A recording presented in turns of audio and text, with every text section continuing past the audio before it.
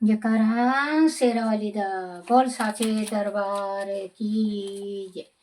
श्री दुर्गा सप्तशती की जय हो। श्री दुर्गा सप्तशती में अत विकृतिक रहस्यम। ऋषि ने कहा, हे राजन, मैंने जिस तामसी, सात्विक और राजसी त्रिगुणा देवी का वर्णन किया है वह सर्वा, चंडिका, दुर्गा, भद्रा और भगवती भी कहलाती हैं। तमोगुण वाली महाकाली विष्णु भगवान की योग निंद्रा है, जिसके स्तुति मधु केटव के नाश के लिए ब्रह्मा जी ने की थी। वह काजल के समान कांति वाली हैं।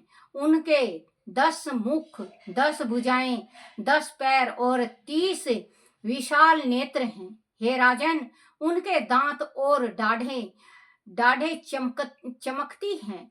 अध्यापि उनका रूप भयंकर है, तथापि वह भक्तों को रूप, सौभाग्य, कांति एवं महंती संपदा को देने वाली हैं।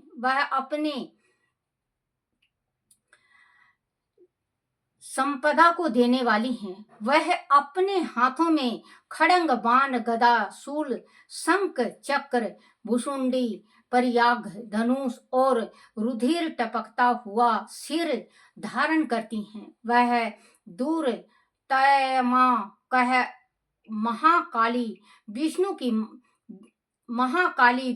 की माया है, जिसके आराधना करने से चराचर जगत वश में हो जाता है। जो संपूर्ण देवताओं के शरीर से उत्पन्न हुई है, वह अतुल कांति वाली महिषा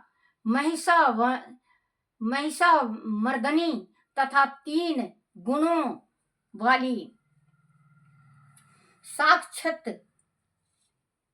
साक्षात महालक्ष्मी है। उनका मुख श्वेत, भुजाएं नीली, स्तन मंडल श्वेत, कटी और चरण लाल एवं जांघें नीली हैं। वह उत्कट मंद वाली हैं। उनका जंगन विचित्र है और वह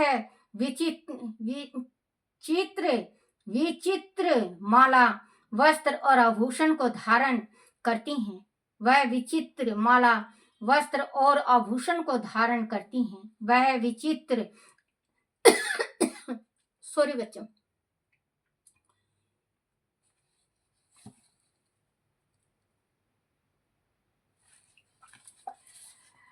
विचित्र लेपन करती हैं। वह रूप लावणी,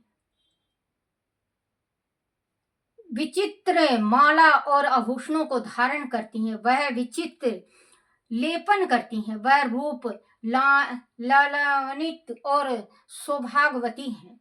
तथापि उनकी भुजाएं असंख्याय हैं। तथापि उनको 18 भुजा वाली मानकर पूजा करनी चाहिए। अब उनके दाहिने ओर के निचले हाथों से लेकर बाईं ओर के निचले हाथों तक में क्रमशः जो शस्त्र हैं उनका वर्णन किया जाता है। उनके हाथों में अक्षमाला, कमल, बाण, तलवार, ब्रज,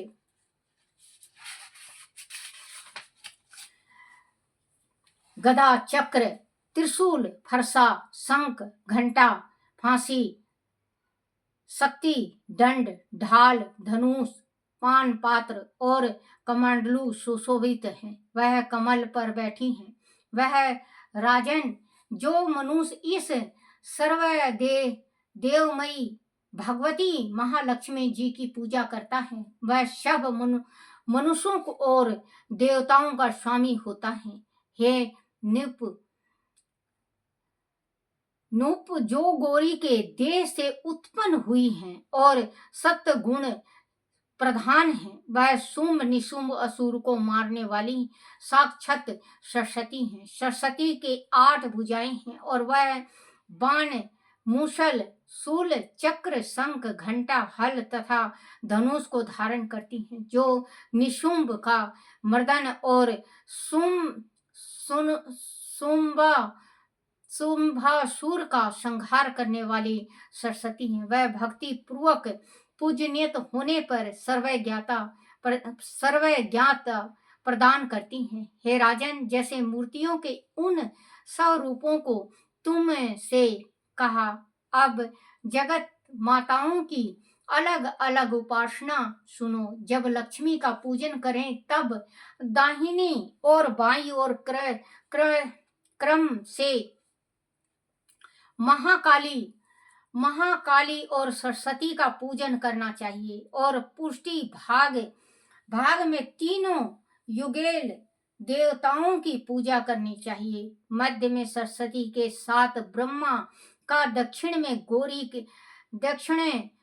गौरी के साथ रुद्र का और उत्तर में लक्ष्मी के साथ हर्षिकेश का पूजन करें और इसके सामने आगे कही हुई 3 देवियां का पूजन करें।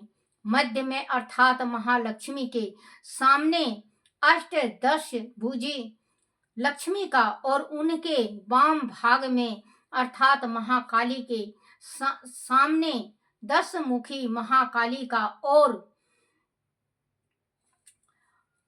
दक्षिण भाग में महासरस्वती का संप्रेम पूजन करें। इस प्रकार महालक्ष्मी का पूजन करना चाहिए। हे राजन, आदि केवल अष्टादश भुजा का अथवा 10 मुखी का अथवा अष्टभुजा का पूजन करना हो तो संपूर्ण अरिष्ट शांति के लिए दक्षिण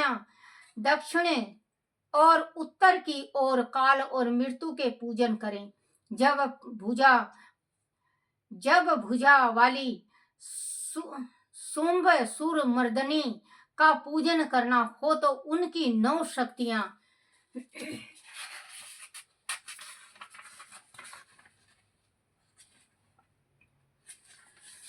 शक्तियां का तथा रुद्र और गणेश का भी पूजन करें। नमो देवाय इस स्तोत्र से महालक्ष्मी की स्तुति करें।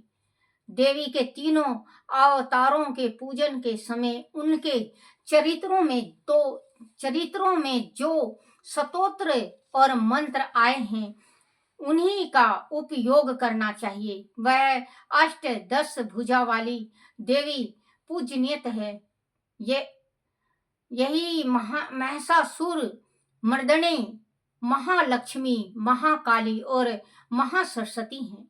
वही पुण्य पापों की ईश्वरी और संपूर्ण लोकों की महेश्वरी हैं। जो पुरुष महिषासुर मर्दनी का पूजन करता है वह संसार का स्वामी होता है। तीनों लोकों को धारण करने वाली तथा भक्तों पर दया करने वाली चंडिका का आभूषण गंध, पुष्प, धूप, दीप, नैवेद्य और अनेक प्रकार के भक्षण पदार्थों से पूजन करना चाहिए। हे राजन, रुधिर मिले हुए मांस के बलि से तथा मदिरा से भी पूजा करनी चाहिए, किंतु मांस, बलि आदि से देवी का पूजन ब्राह्मण को छोड़कर बताया गया है। हे राजन, ब्राह्मण के लिए कहीं भी मांस और माग से पूजा का विधान नहीं है। प्रणाम नित्य चंदन, सुगंध, कपूर और तंबुल से भक्ति पूर्वक पूजन करना चाहिए। देवी के आगे वाम भाग में कटे हुए सिर वाले ईश्वरी द्वारा मोक्ष को प्राप्त हुए महासुर महिषा का पूजन करें। दक्षिण की ओर आग्रह भाग में समग्रह धर्म रूप ईश्वरीयम चराचर को धारण करने वाली देवी के वाहन सिंह की पूजा करें और बुद्धिमान पुरुष एकग्रचित्त होकर हाथ जोड़कर इन चरित्रों की स्तुति करें। आदि समय न मिले तो केवल मध्यम चरित्र से ही स्तुति करें, किंतु केवल प्रार्थना या उत्तम चरित्र का पाठ न करें। आधे चरित्र का भी पाठ न करना चाहिए। ऐसा करने से निसंदेह विघ्न होता है। स्तोत्र और मंत्रों से जगदम्बा की स्तुति करें और दक्षिणा तथा नमस्कार करके हाथ जोड़कर सावधान होकर जगत दात्री से बारंबार क्षमा मांगे। सप्तशती सप्तशती स्तोत्र के प्रत्येक मंत्र अथवा महालक्ष्मी स्तोत्र प्रत्येक मंत्र के द्वारा तिल, घी और खीर की आहुति दे। फिर सावधान होकर नम और पदों से देवी का पूजन करें। उनके बाद एक ग्रचित होकर हाथ जोड़कर आत्मा में प्राणों को रोककर नम्रता से बहुत देर तक चंडिका देवी का ध्यान करें और उन्हीं में तन्मय हो जाएं। इस प्रकार जो मनुष्य भक्ति पूर्वक परमेश्वरी का प्रतिदिन पूजन करता है वह अविष्ट सुख का भोग करके अंत में देवी के लोक में जाता है। जो पुरुष भक्तों पर दया करने वाली चंडिका का प्रतिदिन पूजन नहीं करता, परमेश्वरी उनके पुण्यों को विफल करके उन्हें जन्म भर दुख शोक में भस्म करती है। इसीलिए हे राजन, तुम संपूर्ण लोकों की महेश्वरी चंडिका का सहस्त्रों वक्त विधि से पूजन करो, उनसे ही तुम्हें सुख मिलेगा। बोल श्री दुर्गा सप्तशती की जय हो। श्री भगवती माँ की जय। जकरा शेरवाली दा बोल साचे दरबार की जय हो। हे मेरी माँ जगत जननी, जगत का भला करो, संसार का भला करो। हे माँ, अगर मेरे से भूल हो जाए, गलती रह जाए, कोई टूटी हो जाए, मुझे क्षमा करना, क्षमा करना, क्षमा करना। पूजा नहीं जानती, पाठ नहीं जानती, भक्ति नहीं जानती। माँ, जैसी हूँ आपके चरणों में हूँ और जैसे आपके भक्त हूँ आपके चरणों में है। सबका भला करना, सबका भला करना, सबका भला करना। मेरा भी भला करना माँ, मेरा भी भला करना, मेरा भी भला करना। जकरा शेरवाली दा बोल साचे दरबार की जय हो।